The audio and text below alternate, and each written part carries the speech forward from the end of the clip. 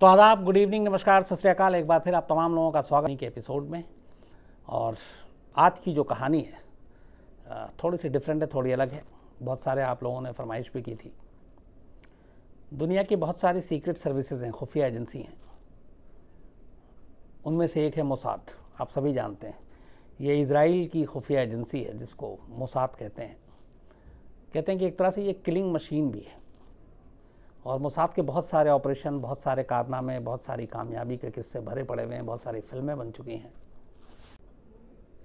कहते हैं कि जो मोसाद एक पूरा ऑर्गेनाइजेशन है, उसके लिए एक वैसे ऑर्गेनाइजेशन की ज़रूरत क्यों पड़ी थी इज़राइल को। एक तो ये कि इज़राइल के आसपास के जितने देश हैं और जो उसकी सरहदें लगती हैं, ज़्यादातर उसके रिश्ते अच्छे नहीं हैं, दुश्मन देश हैं। तो हमेशा इज़राइल को ये लगा रहता है कि अगर वो दुश्मनों के बीच में घिरा हुआ है तो फिर कुछ ऐसा करे जिससे कि दुश्मन डरें और उसकी तरफ आंख उठाकर न देखें। और इसीलिए इज़राइल ने अपनी डिफेंस, अपनी सीक्रेट सर्विसेज, इन सब को बड़ा मजबूत किया। कहते हैं सिर्फ मोसाद के लिए ही अरबों का बजट है उनका। और दुनिया की जो बिल्कुल लेटेस्ट टेक्निक हो, बाकी चीज़ें हों, जो उसमें काम करने वाले लोग हों, उनका सिलेक्शन हो, वो सब बहुत ही मतलब बड़े लेवल पे। और इवन वहाँ की गवर्नमेंट, वहाँ की सरकार जो है, वहाँ के नेता जो हैं, वो इन चीज़ों में बड़ा डीपली इन्वॉल्व होते हैं और इसके साथ कोई कॉम्प्रोमाइज़ नहीं करते हैं। इज़राइल का अपना एक ये भी है कि वो जो टेररिस्ट ऑर्गेनाइजेशन हैं, आतंकवादी हैं, उनके साथ कोई बात नहीं करेगा, कोई डील नहीं करेगा, चाहे कितने भी मुश्किल हालात हों। तो इसीलिए मोसाद का मजबूत होना और मोसाद को मजबूत रखना, ये इज़राइल की अपनी एक मजबूरी भी है। और इस मोसाद में काम करने के लिए ऐसे लोगों का चुनाव किया जाता है जिसमें बहुत सारी कई बार शर्तें होती हैं कि आप एक तो सालों आप अपनी फैमिली से नहीं मिल सकते, आपको अपनी फैमिली के साथ शेयर भी नहीं करना है कि आप किस मिशन पे क्या करने जा रहे हैं। और कई बार ऐसे ऑपरेशन होते हैं दूसरे मुल्कों में घुसकर कि जहां अगर आप पकड़े जाने का डर है तो इज़राइल आपको ओन करने से मना कर देगा। वो ये कहने से मना कर देगा कि आप उसके लिए काम करते हैं, आप मोसाद के लिए काम करते हैं। और इसी हिसाब से ट्रेनिंग होती है, इस हिसाब से लोगों को तैयार किया जाता है। और मोसाद का ये भी है कि वो अपने दुश्मनों को दुनिया के किसी भी कोने में ढूंढ कर मारता है। न सिर्फ मारता है बल्कि बहुत ख़तरनाक तरीके से, क्योंकि सिर्फ मारना मकसद नहीं होता, बल्कि एक दहशत, एक खौफ बनाना भी, पैदा करना भी उनका एक मकसद होता है, ताकि कोई इज़राइल की तरफ आंख उठाकर न देखे। कुछ ऐसी चीज़ें हुई थी जिसकी वजह से मोसाद को इतना ताकतवर भी बनाया गया इज़राइल के जन्म के बाद से ही। लेकिन एक चीज़ जो जुड़ी है इस मोसाद को लेकर, उसका रिश्ता 1972 के म्यूनिख ओलंपिक से है। जर्मनी में ये 1972 में, जर्मनी का एक शहर म्यूनिख है, वहाँ पे ये ओलंपिक हो रहा था। और उस ओलंपिक को शुरू हुए करीब एक हफ्ता बीत चुका था। ये अगस्त एंड में, बिल्कुल लास्ट में ये ओलंपिक शुरू हुआ था। एक हफ्ता बीत चुका था। दुनिया भर के खिलाड़ी जो ओलंपिक में हिस्सा लेते हैं, तमाम खिलाड़ी हिस्सा ले रहे थे। और इसमें इज़राइल की टीम भी थी। इज़राइल के भी जो प्लेयर्स थे, खिलाड़ी थे, वो ओलंपिक में हिस्सा ले रहे थे। पहला एक हफ्ता ओलंपिक का बहुत ही शांति से, बहुत ही आराम से गुजर जाता है। लेकिन एक हफ्ते बाद 5 सितंबर 1972, ये वो दिन है जो इज़राइल के इतिहास में कभी इज़राइली भूलते नहीं है। और यहीं से, इसी दिन ने एक बुनियाद रखी थी मोसाद के ऑपरेशन की, सबसे ख़तरनाक ऑपरेशन की, जो करीब 20 साल चला और पता नहीं यूरोप के कितने मुल्कों में चला, बिल्कुल फिल्मी स्टाइल में चला। तो हुआ ये था कि 5 सितंबर यानी 5 सितंबर 1972 को ओलंपिक के जो ओलंपिक गांव होता है, विलेज होता है जिसमें प्लेयर्स ठहरते हैं, वहाँ पे 8 लोग ट्रैक सूट पहने हुए उस ओलंपिक विलेज के दीवार को फांदने की कोशिश कर रहे थे, क्रॉस करने की कोशिश कर रहे थे। उनके वेशभूषा से, जो उन्होंने कपड़ा पहना हुआ था, ऐसे ही लगा था कि वो भी ओलंपिक में हिस्सा लेने के लिए प्लेयर हैं, किसी कंट्री के प्लेयर हैं, और वो यहाँ आए हुए हैं। इत्तेफाक से कनाडा के कुछ खिलाड़ियों ने इन 8 अजनबी जो ट्रैक सूट पहनकर वहाँ पे आए हुए थे और दीवार फाड़ने की कोशिश कर रहे थे और ओलंपिक विलेज में जाने की कोशिश कर रहे थे। तो कनाडा के कुछ प्लेयर उस दीवार के पास से गुजर रहे थे। उन्होंने देखा कि ये 8 लोग ट्रैक सूट में, उन्हें लगा ये प्लेयर हैं किसी कंट्री के, और ये दीवार फाड़ने की कोशिश कर रहे हैं, इनसे दीवार जंप नहीं हो रहा है। तो कनाडा के इन प्लेयर्स ने उन 8 लोगों की दीवार पे चढ़ाने में और उनको दीवार वापस उस तरफ उतारने में अनजाने में मदद कर दी, ये सोचकर कि ये भी प्लेयर है। इसके बाद वो कनाडा के प्लेयर चले जाते हैं। अब ये जो ट्रैक सूट पहने हुए 8 लोग थे, ये इसके बाद अंदर पहुंचते हैं ओलंपिक विलेज में। शायद इनके पास इंफॉर्मेशन थी कि इजरायली प्लेयर के कमरे किधर हैं, उनका रूम किधर है। उसके बाद ये उस इजरायली प्लेयर्स के रूम की तरफ बढ़ते हैं और इनके कपड़ों के अंदर तमाम वेपन्स, हथियार छुपे हुए थे।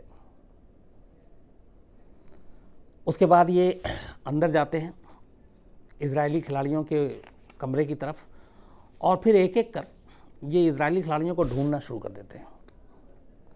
उसमें कुछ पहलवान भी थे इजराइल के, तो एक प्लेयर जो था इजराइल का, वो इनसे मुकाबला भी, जब गोली चलाता है तो लोग इधर उधर भागने लगते हैं, कई प्लेयर्स भागने लगते हैं। कुछ खुशनसीब थे जो वहाँ से निकल जाते हैं, कुछ को मौका नहीं मिलता। तो एक पहलवान जो देखता है कि ये गोली चल रही है तमाम, वो चाकू उठा लेता है और उनसे लड़ने के लिए वो आगे बढ़ जाता है, लेकिन इधर चाकू उधर बंदूक, गोली लगती है।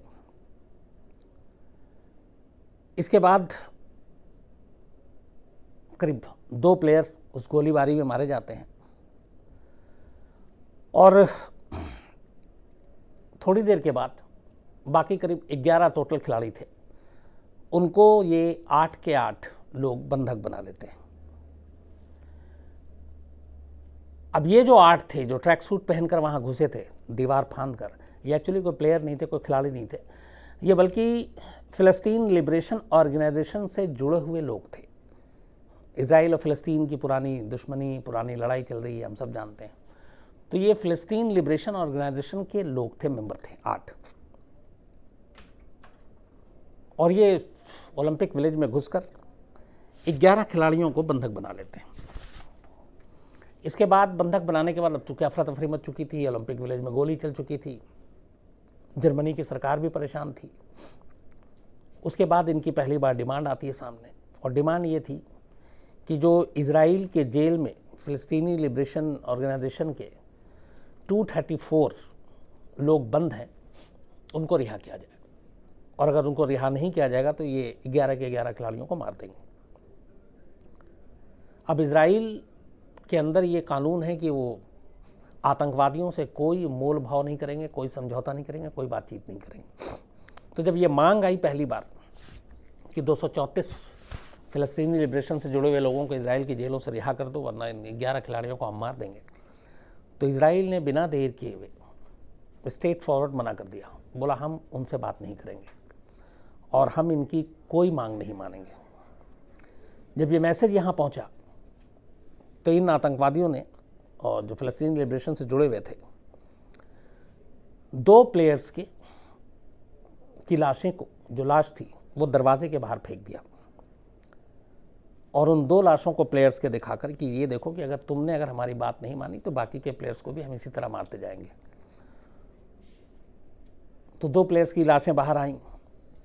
जो जर्मनी की अथॉरिटी थी वो उन लाशों को उठाकर ले गई।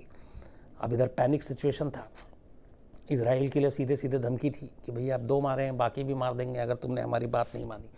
लेकिन इजराइल का इरादा नहीं बदला, वो अब भी इजराइल कह रहा था कि हम इनसे बात नहीं करेंगे और इनकी कोई मांग नहीं मानेंगे। उस वक्त गोल्डन मेयर थी इजराइल की प्राइम मिनिस्टर। अब चूंकि ओलंपिक का खेल, उसमें इस तरह का टेररिस्ट अटैक, इजराइल के सारे प्लेयर्स बंधक, 2 की लाशें, अब आप समझ सकते हैं कि हालात कैसे होंगे। हर एक की नज़र उस वक्त इजराइल पे थी कि इजराइल क्या करेगा, क्या इजराइल इनकी बातें मानेगा, क्या आतंकवादियों से समझौता होगा, क्या वो अपने प्लेयर्स को बचाने के लिए कुछ करेगा। ये सारी चीज़ें चल रही हैं, लेकिन इजराइल एकदम साफ 2 टूक शब्दों में उसने बोल दिया कि हम कोई ऐसा समझौता नहीं करेंगे। अब ये लाइनें जो सामने आई उस वक्त, अब जाहिर सी बात दुनिया भर की मीडिया में भी ये हेडलाइन चल रही है, तो अब ये था कि इसका मतलब है कि इजराइल अपने प्लेयर्स को बचाने के लिए कुछ नहीं करेगा और वो सब मारे जाएंगे। तो लोगों की धड़कनें बेहद तेज़ थीं कि आगे क्या होगा, क्या आतंकवादी उन सबको मार डालेंगे या फिर कोई बीच का रास्ता निकलेगा। इसी बीच में इजराइल ये सब चीज़ें तो शर्तें तो मानने को तैयार नहीं, बातचीत के लिए भी तैयार नहीं, पर उसने जर्मनी की गवर्नमेंट से एक रिक्वेस्ट की कि वो म्यूनिक में अपने स्पेशल फोर्सेस भेजना चाहता है और वो अपने प्लेयर्स को एक ऑपरेशन के ज़रिए रिहा करवाना चाहता, तो उसकी इजाज़त दे। आप कोई भी जो आर्म फोर्सेस होती हैं उसको किसी दूसरे मुल्क में भेजने के लिए वहाँ के मुल्क की परमिशन ज़रूरी है। तो इजराइल ने जर्मनी से ये गुजारिश की कि आप हमारे स्पेशल फोर्सेस को जर्मनी में आने दें, म्यूनिक में आने दें, हम उस विलेज में जाकर खुद ही ऑपरेशन करके हम अपने खिलाड़ियों को बचाएंगे।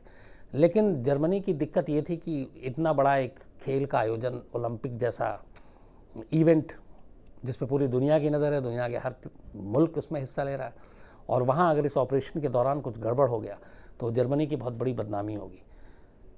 तो इन्हीं सब चीज़ों को देखते हुए कि खून खराबा ज़्यादा होगा, जर्मनी ने मना कर दिया। उसने कहा कि हम आपके स्पेशल फोर्सेस को यहाँ अलाउड नहीं कर सकते। तो ये रास्ता भी बंद हो गया। धीरे धीरे वक्त बीतता जा रहा था और बातचीत की कोई गुंजाइश नहीं थी।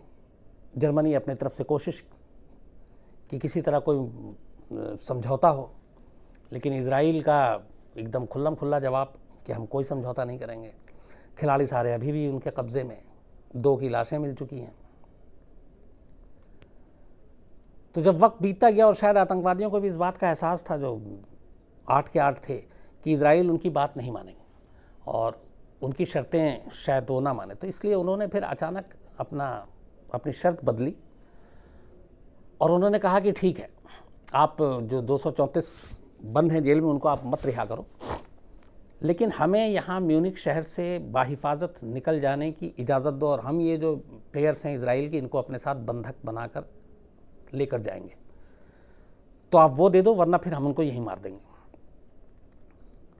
और उनका ये था कि उनको बिल्कुल मतलब पूरी सुरक्षा के साथ बाहर जाने की इजाज़त दी जाए। इसके लिए उन्हें प्लेन दिया जाए, उन्हें म्यूनिक ओलंपिक विलेज से एयरपोर्ट पहुंचने के लिए बस दी जाए। तो ये सारी चीज़ें मांग थी। जर्मनी को ये मांग बड़ा मतलब लगा कि चलो एक मौका है, क्योंकि ये ओलंपिक विलेज से बाहर निकलेंगे और रास्ते से लेकर एयरपोर्ट तक कहीं ना कहीं ऐसा मौका आएगा जहाँ पे हम किसी ऑपरेशन के ज़रिए इन खिलाड़ियों को आज़ाद करा सकते हैं और इन आतंकवादियों को मार सकते हैं। तो इसके लिए जर्मनी ने बाकायदा उनकी शर्तें मानी और बस मुहैया कराई गई। म्यूनिक में जहाँ पे ओलंपिक विलेज था वहाँ पे बस आई। उस बस में ये सारे 8 के 8 आतंकवादी जो थे फ़लस्तीन के, वो बैठे। इसके अलावा जो प्लेयर्स थे, जो बंधक बनाए हुए थे, उनको उसमें रखा और ये बस एयरपोर्ट के लिए रवाना हो गई। टाइमिंग कुछ ऐसा था कि शाम का वक्त था, अंधेरा होने वाला था। एयरपोर्ट में जगह जगह पे शार्प शूटर को बिठाया गया था और ये जर्मनी के अपने शार्प शूटर थे और उनका ये था कि जैसे ही मौका मिलेगा वो इसके ऊपर अटैक कर देंगे और खिलाड़ियों को आज़ाद कर लेंगे। बाकायदा इसके लिए उनकी मीटिंग हुई, पूरी प्लानिंग हुई, सारे मैप रास्ते देखे गए। प्लेयर्स को लेकर ये फ़लस्तीनी लिबरेशन के जो 8 लोग थे वो पहुंचते हैं एयरपोर्ट और पल पल की ये खबर उस वक्त चल रही थी, क्योंकि सभी की नज़र ये थी कि इन प्लेयर्स का क्या होगा, क्या वो बचेंगे नहीं बचेंगे। अब इस समझौते की खबर भी आई तो अब इसके बाद क्या होगा। तो पूरी दुनिया एक तरह से अपनी उनकी धड़कनें रुकी हुई थी, वो देख रहे थे कि नतीजा क्या होता है, ये लोग आज़ाद होते हैं कि नहीं होता है, खून खराबा होता है, क्या होता है। इन सारी चीज़ों के बीच में ये बस ज़बरदस्त सुरक्षा घेरे के बीच म्यूनिक एयरपोर्ट पहुंचती है।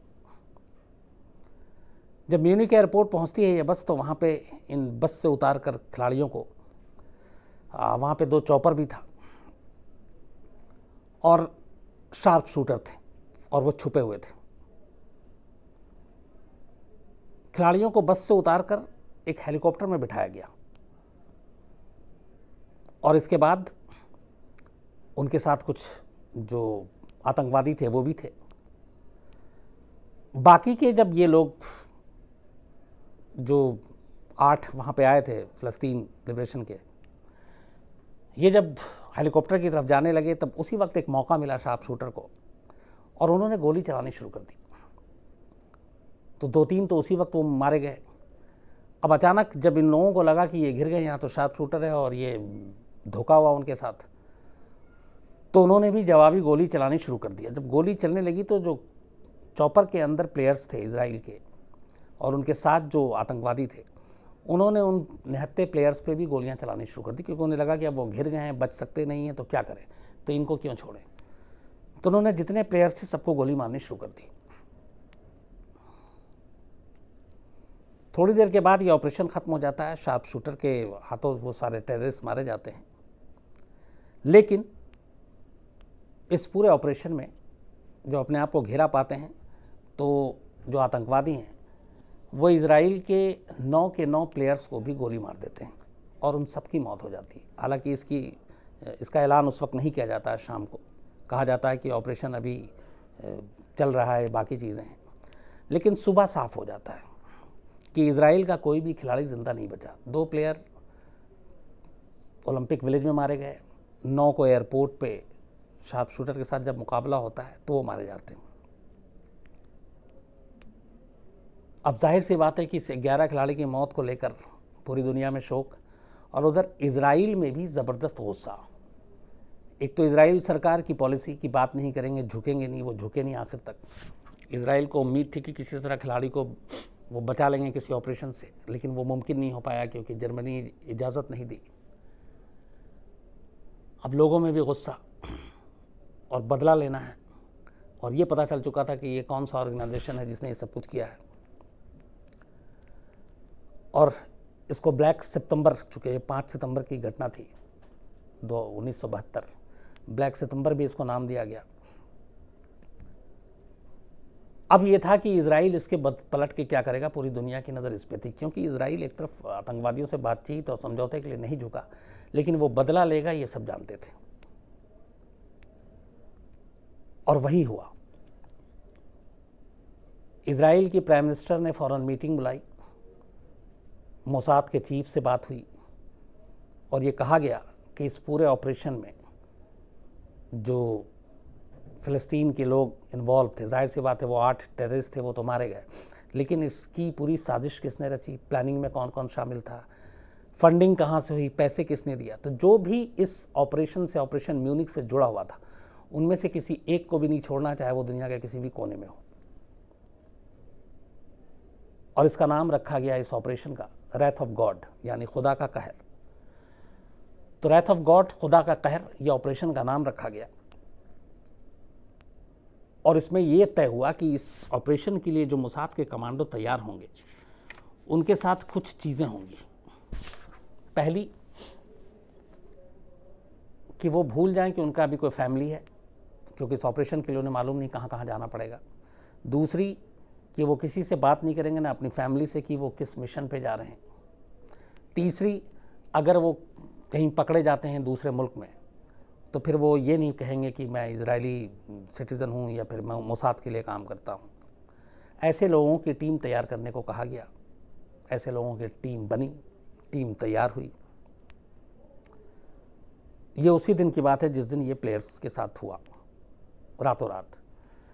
लेकिन उन लोगों तक पहुंचना, उन लोगों को मारना, उनकी लिस्ट बनाना, जाहिर सी बात इसमें वक्त लगता है। इससे पहले इजराइल की जनता को ये दिखाने के लिए और बताने के लिए कि हमारे ऊपर जो हमला करेगा, हमसे जो आंखें टेढ़ी करेगा, हम उसे छोड़ेंगे नहीं, बाकायदा इजरायली सेना ने सीरिया और लेबनान में बहुत सारे ऐसे कैंप मौजूद थे जो फ़िलिस्तीन लिबरेशन ऑर्गेनाइजेशन के थे, तो उनके 10 ठिकानों पे बमबारी कर दी 2 दिन बाद ही। मतलब ये 5 सितंबर की बात है जब अटैक हुआ। 7 सितंबर को, 7 सितंबर 1972, इजरायली सेना ने सीरिया और लेबनान में फ़िलिस्तीन लिबरेशन ऑर्गेनाइजेशन के 10 कैंपों को चुना और उसके ऊपर बमबारी की ज़बरदस्त। और इस बमबारी में करीब 200 लोग मारे गए, जिनमें बहुत सारे फ़िलिस्तीनी लिबरेशन से जुड़े हुए लोग थे, लेकिन बहुत सारे आम लोग भी थे, जिसको लेके उस वक्त काफ़ी हंगामा भी हुआ क्योंकि बेकसूर लोग भी मारे गए। लेकिन ये तो 2 दिन बाद बताने के लिए था कि यह हमला हुआ है, क्योंकि इसमें फ़िलिस्तीन लिबरेशन ऑर्गेनाइजेशन ने क्लेम किया था और उनके ठिकानों पे हमला करके कि इतने लोगों को मारा है। लेकिन असली मकसद अभी बाकी था। जो इजराइल की प्राइम मिनिस्टर थी गोल्डा मेयर, उनका ये था कि ये इस मिशन से जुड़ा हुआ एक भी शख्स ज़िंदा नहीं बचना चाहिए। अब जब ऐसे लोगों की लिस्ट बनाई गई, उनकी अपनी खुफिया एजेंसियों ने काम किया, पता करना शुरू किया, तो पता चला कि वो सब लोग यूरोप के ज़्यादातर अलग अलग मुल्कों में बैठे हुए, छुपे हुए, और ये सभी किसी न किसी तरह से फ़िलिस्तीन लिबरेशन ऑर्गेनाइजेशन से ही जुड़े हुए हैं। अब इजराइल के इलाके से बाहर दूसरे मुल्कों में, वो भी किसी एक मुल्क में नहीं, अलग अलग देशों में अलग अलग नाम से लोग ठहरे हुए हैं जो उनके दुश्मन हैं। उन तक पहुंचना है, मोसाद के तौर पे भी नहीं पहुंचना है, जाहिर सी बात। फिर उसके लिए अलग अलग ब्रिटिश, आयरिश, यूरोप के अलग अलग मुल्कों के पासपोर्ट बने, उनके नए नाम, उनका नया पहचान, उनके नए चेहरे, और उस नाम और उस नए पते और ठिकाने के साथ साथ मोसाद की अलग अलग टीम एक लिस्ट तैयार करके उन सारे नामों को सामने लाती है। और उसके बाद जिन जिन का भी इस म्यूनिख इंसिडेंट से में की प्लानिंग में जरा सा भी रोल था, उन सबको लिस्ट बनाकर उनके ख़ात्मे की एक पूरी तैयार की जाती है, एक लिस्ट, और इसके बाद ये काम शुरू होता है। मोसाद के एजेंट ये 1972 में चुके हुआ था, कई महीने लगते हैं। अच्छा, दूसरी बात कि ये जो भी लोग शामिल थे उन्हें मालूम था कि इसका रिएक्शन होगा और मोसाद उन्हें छोड़ेगा नहीं। तो एक दिक्कत यह आई कि जितने भी लोग थे इससे जुड़े हुए, इस साजिश से जुड़े हुए, वो सब अंडरग्राउंड भी हुए, और जो लोग थे वो बहुत, उनकी सुरक्षा और सिक्योरिटी बहुत बढ़ गई, तो उन तक पहुंचना और भी मुश्किल हो गया था। लेकिन चूंकि मोसाद को अपने दुश्मनों को ठिकाने लगाना था, तो इसलिए वो पीछे नहीं हट सकते थे। तमाम जासूसी की गई, इन लोगों का पता किया गया। उसके बाद पहला बदला म्यूनिख ओलंपिक का 16 अक्टूबर 1972, मतलब करीब एक महीने बाद मोसाद ने लिया। मोसाद का जो पहला शिकार था उसका नाम था अब्दुल वाइल जैत्रा। ये फ़िलिस्तीन का रहने वाला था, और ये जो था एक ट्रांसलेटर था। और इस इंसिडेंट के बाद ये रोम में था, इटली की राजधानी जो है। पूरी इसके बारे में पता किया गया, पता चला ये रोम में है। मोसाद के एजेंट रोम पहुंचते हैं। रात का खाना खाकर ये जब लौट रहा था तो 2 एजेंट इसको गोली मारते हैं। ये पहला म्यूनिख का बदला था। इसके बाद दूसरा जो निशाना बना वो डॉक्टर महमूद हमशारी था। ये फ्रांस में फ़िलिस्तीनी लिबरेशन ऑर्गेनाइजेशन का रिप्रेजेंटेटिव था। मोसाद की एक एजेंट पत्रकार बनकर इससे मिली, क्योंकि इसके बारे में पहले सब कुछ जानकारी मिली कि ये कहाँ क्या है, और वो एक जर्नलिस्ट के तौर पे उससे मिली। पेरिस के, उसके, ये पेरिस में था, उसके अपार्टमेंट के बाहर बुलाया। जब बाहर आया यह हमशारी उससे मिलने के लिए, तो मोसाद के एजेंट जो है ये उसके अपार्टमेंट में घुस गए, और एक टेलीफोन के नीचे उन्होंने उसके बेडरूम में बॉम्ब लगा दिया। और ये बात है 8 दिसंबर 1972, 8 दिसंबर 1972, मतलब पहला अक्टूबर में, उसके बाद 2 महीने का गैप होता है, फिर 1972 8 दिसंबर आता है। उसके बाद खैर वो जर्नलिस्ट अपना काम करके, जो मोसाद की एजेंट थी वो चली जाती है। हमशारी वापस आता अपने अपार्टमेंट में, बेडरूम में। फिर उसको कॉल किया जाता है ये चेक करने के लिए कि फ़ोन कौन उठाता है। हमशारी फ़ोन उठाता है, आवाज़ से पहचान हो जाती कि हमशारी है। उसके बाद वो ऐसा डिवाइस था कि उस फ़ोन के नीचे लिखे हुए बॉम्ब को एक्टिव कर दिया जाता है, और उसी वक्त उस अपार्टमेंट में एक धमाका होता है, और उस धमाके में वो अपार्टमेंट उड़ जाता है। हालांकि हमशारी उस वक्त मरता नहीं है, बुरी तरह इंजर्ड होता है, लेकिन 1 महीने बाद हॉस्पिटल में उसकी मौत हो जाती है। ये दूसरा बदला था। इसके बाद अगले कुछ महीनों में, करीब 3-4 महीनों में, 4 अलग अलग और लोगों को मोसाद के एजेंट मारते हैं, अलग अलग मुल्कों में। ये अभी सब कुछ सिलसिला चल रहा था कि तभी इसी बीच में जो इसका मेन एक मास्टरमाइंड था, जिसके बारे में कहा गया था कि मोसाद के लिए जो म्यूनिख में पूरा काम किया था, और जिसने पूरी प्लान बनाई थी और जो ख़ास तौर पे खिलाड़ियों को बंधक बनाने का जो काम किया था कि उसको बंधक बनाने के बाद उनसे मांगे मानी जाएंगी। सालेम नाम था उसका, उसके पीछे कई बार इन लोगों ने कई मुल्कों में पता किया, पकड़ा, वहाँ तक पहुँचे, लेकिन ऑपरेशन नाकाम रहा। और 1973 में इस तक वो पहुँचते हैं, लेकिन फिर उसके कुछ लोग मिलते हैं, उनको मारा जाता है। दूसरा ये कि फिर पता चलता है कि इस लिस्ट में जितने ज़्यादातर लोग थे वो लिबनान में भी थे। तो लिबनान में अलग अलग मौक़ों पर ऑपरेशन होता है और इन लोगों को निशाना बनाया जाता है। एक जो मास्टरमाइंड था उसके बारे में पता चला है कि ये बंदा एक होटल में रहता है और ये बैरूत में रहता है, बैरूत के होटल में। और उस होटल में ये सिर्फ रात को आता है और सुबह होते ही गायब हो जाता है, उसके बाद पूरे दिन नहीं आता। तो इसका पूरा रूटीन जब सामने आ गया, उसके बाद ये हुआ कि इस तक कैसे पहुंचा जाए। तो उसी होटल के उसी के रूम के ठीक सामने वाला एक कमरा मोसाद के एजेंट लेते हैं और वो उस कमरे में शिफ्ट होते हैं। उसके बाद उसके जो दरवाजे की की थी वो की का इंतज़ाम करते हैं और उसके बेड के नीचे ही बॉम्ब लगा देते हैं। अब लेकिन ये है कि बेड के नीचे बॉम्ब लगा दिया, लेकिन उस बेड पे वो उस वक्त सो रहा है कि नहीं, ये पता करना ज़रूरी था। वरना ये हो सकता था कि फिर वो बॉम्ब बेकार जाए। तो उसके लिए बाकायदा उस रूम की निगरानी के लिए अलग अलग तरीके अपनाए जाते हैं। और फिर जैसे ही एक दिन उनके एजेंट की तरफ से सिग्नल मिलता है कि वो बंदा आ गया और बेड के ऊपर लेट गया है, सोने जा रहा है, उसी वक्त उस बॉम्ब को एक्टिव किया जाता है और वो पूरा रूम ब्लास्ट कर जाता है और उसमें इसका जो मास्टरमाइंड था उसकी मौत होती है। 1972 से लेकर 1988 के तक यूरोप के 1 दर्जन से ज़्यादा, यूरोप और इधर बैरूत में मोसाद के एजेंट एक एक कर इन लोगों को ढूंढते हैं और उन्हें मारते हैं। तो करीब 18 से 20 साल उनका ये ऑपरेशन चलता है, एक म्यूनिख ओलंपिक में 11 खिलाड़ियों की मौत का बदला लेने के लिए। इसमें एक चीज़ और भी कही जाती है कि जिन जिन लोगों को गोली से मारा गया उन सबको कम से कम 11 गोली मारी गई थी। और वो इसलिए कि इजराइल के 11 प्लेयर उस दिन उनकी मौत हुई थी जो आतंकवादियों के हाथों। तो हर एक प्लेयर की तरफ से एक एक गोली। तो जो ब्लास्ट में और बाकी तरीक़े से मारे गए, किसी को पॉइजन भी देकर मारा गया, वो अलग, लेकिन जिन्हें गोली से मारा गया उन सबको 11 गोली मारी गई। ये ऑपरेशन सब कुछ चल रहा था, सब कुछ जो उनकी लिस्ट थी उसके हिसाब से, और ये दुनिया में इसको किसी को पता नहीं था। लेकिन एक जगह पे मोसाद से चूक भी हुई और गलती हो गई।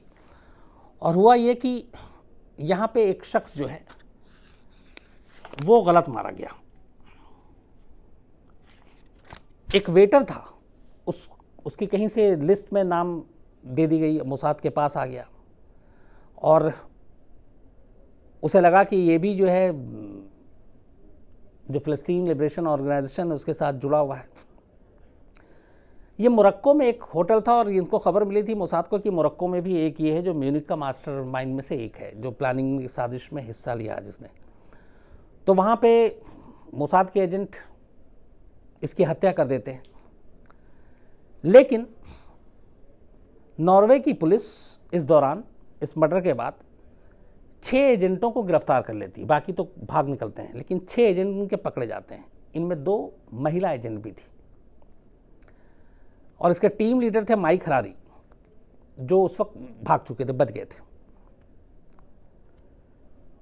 नॉर्वे पुलिस जब इन 6 लोगों को गिरफ्तार करती है, पूछताछ करती है, तो उसके ज़रिए पहली बार खुलासा होता है कि मोसाद के एजेंट जो है म्यूनिख ओलंपिक का बदला लेने के लिए इस तरीके से कई देशों में ऑपरेशन चला रहे हैं। इसी के बाद पहली बार इजराइल पर इंटरनेशनल प्रेशर पड़ता है, अंतर्राष्ट्रीय दबाव पड़ता है कि अच्छा, चूँकि वक्त बीत गया था और बहुत सारे लोग जो ऐसे मारे गए थे उनको लेके अलग अलग चीज़ें भी आ रही थी, लेकिन ये नहीं पता था कि ये सारा कुछ मोसाद से चल रहा है। जब ये नॉर्वे का इंसिडेंट हुआ, जब एक बेकसूर वेटर मारा गया, उसके बाद ये चीज़ें नॉर्वे पुलिस और उनकी एजेंसी के थ्रू सामने आती। तो जब इंटरनेशनल प्रेशर पड़ता है कि इस तरह से मोसाद के एजेंट फर्जी नाम, फर्जी दस्तावेज़, फर्जी पासपोर्ट, के ज़रिए अलग अलग देशों में जाकर और अपने दुश्मनों को निपटा रहे हैं। तो जब प्रेशर पड़ता है तो कुछ दिनों के लिए मोसाद अपने ऑपरेशन को रोक देती है, लेकिन कुछ वक्त के लिए। इसके बाद फिर खामोशी से उनका ऑपरेशन चलता रहता है और कहते हैं कि 1988 में जब उनके लिस्ट में दर्ज हर नाम मिट चुका होता है तब जाकर ये ऑपरेशन ख़त्म होता है। तो करीब अपने 11 खिलाड़ियों की मौत का बदला लेने के लिए 18 से 20 साल तक दुनिया के कई देशों में मोसाद के एजेंट घूमते हैं, अलग अलग नाम से, अलग अलग हुलिये से, अलग अलग तरीके से अपने दुश्मनों को सालों पीछा करते हैं, सालों उनके बारे में जानकारी इकट्ठा करते हैं, लेकिन उनके घर घर में घुस घुस कर, उनके ठिकानों में घुस कर उन्हें मारते हैं, उन्हें सज़ा देते हैं। और इस तरीके से म्यूनिख ओलंपिक के अपने 11 खिलाड़ियों का वो बदला लेते हैं। तो मोसाद का ये ऑपरेशन, इस पर कई फिल्म भी बन चुकी है, आज भी लोग इसकी कहानियाँ सुनते हैं।